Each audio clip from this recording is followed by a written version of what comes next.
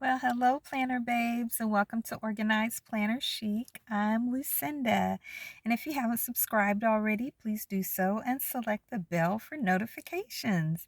Well, first, I want to thank all of my awesome Patreon members, and they are Lucille Theory, Keith Theory, Shamika Theory, Ryan McMurray, Destiny Riles, Joyce Vaughn, Etta. Oh gosh, I just lost my train of thought. Cow Poppy. And wow, that is so crazy. I know everybody. Allison Jackus, thank you, Allison. Thank you, all of you guys. Thank you so much. Thank you, everyone, for supporting me on Patreon. And if you're interested in supporting me on Patreon, just go to patreon.com/organizedplannerchic. Okay, you guys, this is an update on where I am. Since my husband passed, it was 3 months on the 24th of November because he passed away August the 24th. So it's 90 days in, which was the day after Thanksgiving. And to just kind of bring you up to that point, I would say the first month I was just in grief agony. Like my heart was just broken so bad.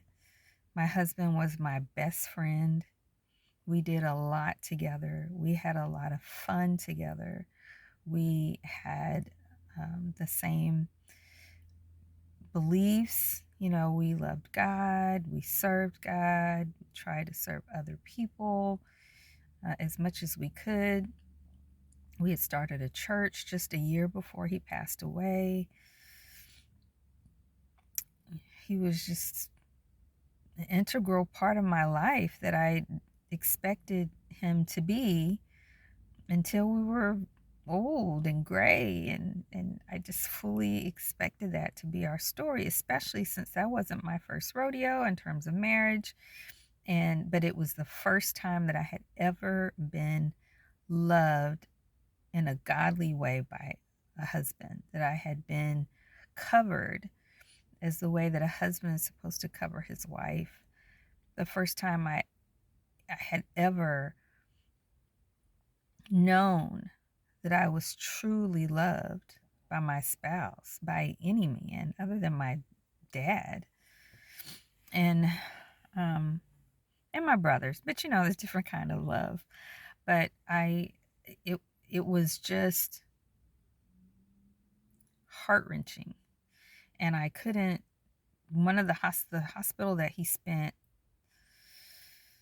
maybe the bulk of the time, because he was in 5 different hospitals throughout the course. He was diagnosed in May 4th, and passed away August 24th, and he spent a lot of time in the hospital, 5 different ones, but there were 2 that he spent the most time in, like where he was there at least a month at a time at the minimum. And that one is the first one is right down the street from my house. And to get to most places that I go to in that direction, it's just the easiest. It's just kind of automatic way to go to get to a lot of things, to pass by that. And then I would just lose it to where I was like, I can't keep driving past this hospital. And so I started trying to do that, not drive by it, and then I would forget sometimes and just be awful. But then, I that's where I was the first month. And knowing that God's will is perfect, but I would hurt that he would let this be part of his will, even though I know the book of Job, even though I know Job lost all of his 10 kids, his reputation, his finances, his health. And he said, "Blessed be the name of the Lord."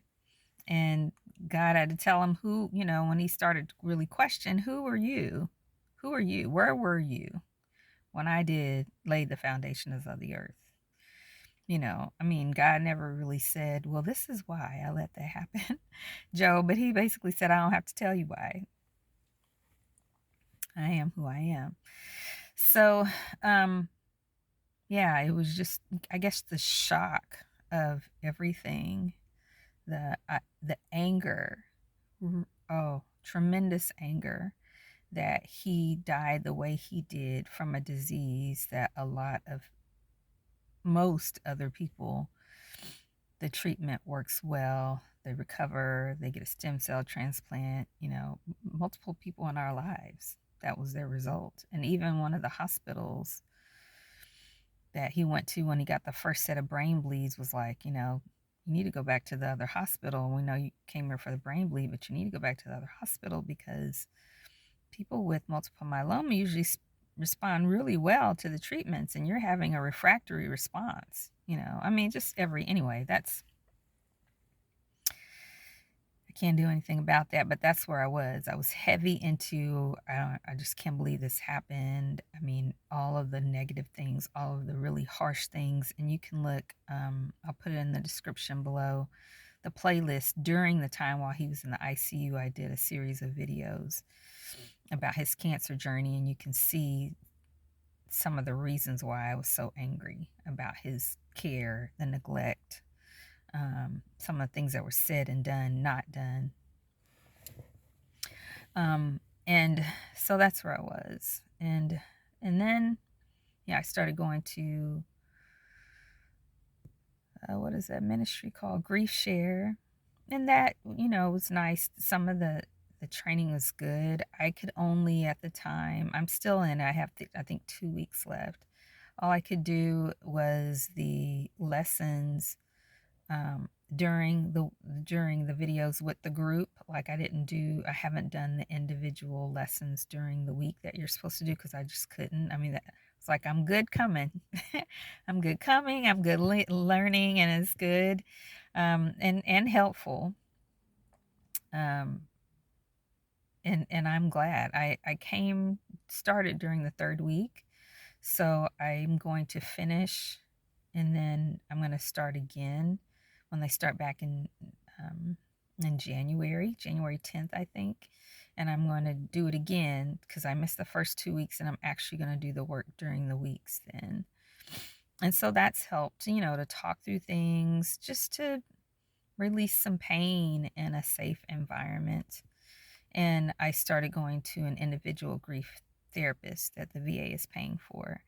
And, and some of it is just time, but also I started, as you guys know, I started studying to be baptized in the Orthodox Church. And so my priest, I sat and talked with him just to get some insight because, it's when you love God, when you're walking with him and you have a thought that's counter, or you feel it anyway, this is not the way God wants me to think, you repent, you make amends, you turn from that. And sometimes I wanted to see, you know I was kind of at a place where I didn't want, like, I was driving by the hospital one day when I was in that early, well, I was even past the wrenching stage. I just was just reflecting on that I was so angry with the people who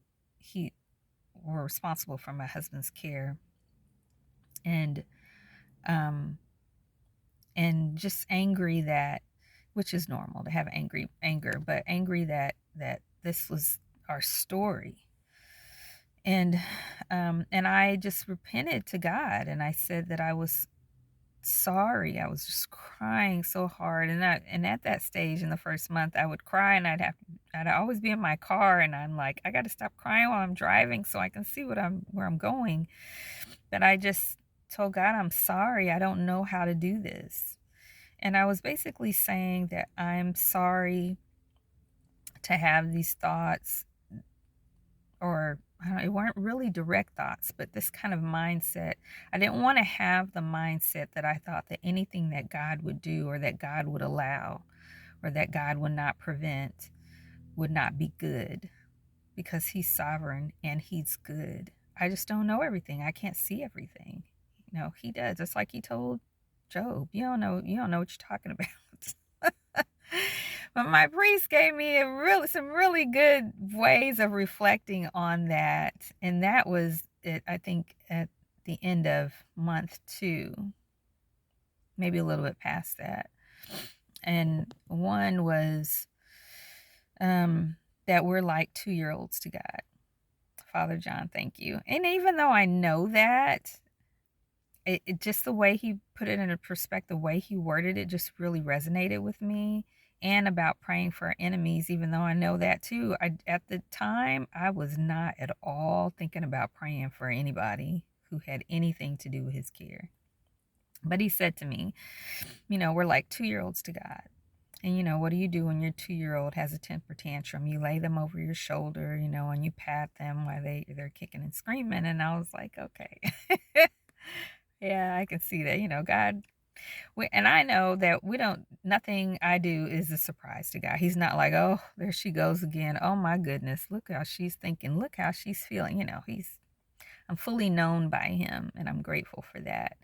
But then he said, anytime I feel that unforgiveness, because I want to forgive, and I am getting better every day. I mean, the depth of the anger is so, it went from like 100 till it's probably 20% now. And he said, anytime you feel that unforgiveness, just say, Lord, have mercy on everyone who had anything to do with his care. And I do. Every now and then it comes up and I say it, and I just feel this release. Because, unforgiveness is sickening, and I've had all kinds of physical issues. I mean, parts of my body that's always been weak or injured or damaged in some way, but everything started hurting as soon as he passed. Well, as soon as we buried him in Colorado Springs, I started having heart palpitations. I started having high blood pressure. Everything was hurting, and it still hurts some, but it's better. And I'm going to physical therapy, and I'm going to grief share, and I'm going to the individual grief therapist. And so where I am right now is like, I didn't post, as you guys know, I didn't post anything for Veterans Day because that was our day. We're both veterans. We would spend that whole day together every year.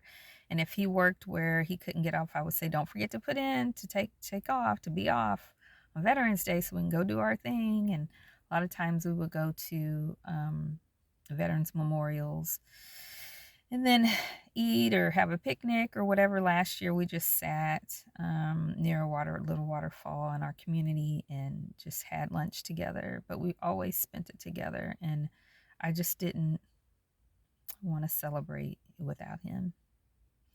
And for Thanksgiving, I didn't post. Up until the day before, I didn't know what I was going to do. And so I met with some friends. The man was my husband's mentor, and his wife's my friend, and I've met with them twice since my husband died to just get wisdom and direction at different points relating to his passing. And another friend had invited me to come and have dinner with them, but I felt like I didn't want to leave my parents because my dad, I don't know how many holidays I have left with him, and because he's in late stage Parkinson's and is bedridden in our home. And my parents, they moved in with us 2 years ago in February when my husband was here and healthy as far as we knew. So but this couple invited me to come and then bring home plates and dessert and everything from my family, from my parents and my next door neighbor. She always comes over because she doesn't have any family, and she's family to us. So I cried when they offered that, and it took a lot of pressure off. And then I did make a salad and a couple of other little things from my family to add to that. I think just taking that pressure off made me feel like cooking, because really hadn't. I've been eating raw. I'm vegan, so I don't mean like raw carcasses. Y'all know what I'm saying, but just raw fruits and vegetables, because I didn't feel like cooking since he passed. So So that's where I am. I have a lot of peace in my studies and in my participation in the family and support of the Orthodox Church where I attend. And I'm really enjoying the studies. And my daughter and our grandbaby, the youngest of everybody, and her husband are all moving out here in December, December 9th. So I'm looking forward to that. Ryan, our son, will be coming for Christmas as well. And so I did start decorating yesterday. In fact, tomorrow I'll be publishing a video of the Christmas home tour, which, I think, oh, that should be the hardest holiday. It probably is. It's just I want to really engage in it for my grandson. I don't want to be, I'm not going to fight off sadness if it comes, but I wanted to have the house decorated for him. I wanted him to have fun. I wanted us to have fun with him, his first Christmas out here and in our home, because they'll be living with us for a few months while they transition. So, and I'm glad about that. And I've done a few things to celebrate him, my husband, as I decorated it. So I'll share that with you guys in the next video. And so that's where I am. So I will update you guys. I don't know what point, but at some point I'll update you and tell you how I'm doing and how it's going as I continue this journey as a widow. I love you guys. Thank you so much for watching this video, and I hope you enjoyed it. I hope it helped someone. And if you have any insight that you want to share for the first 3 months or first 6 months of widowhood, then be sure and let me know in the comments below. I'd appreciate it. So you all, please take care of your spirit, soul, and body, because when one area suffers, they all suffer. Please continue to pray for me, and I'll continue to pray for you. And until next time, everyone, happy planning.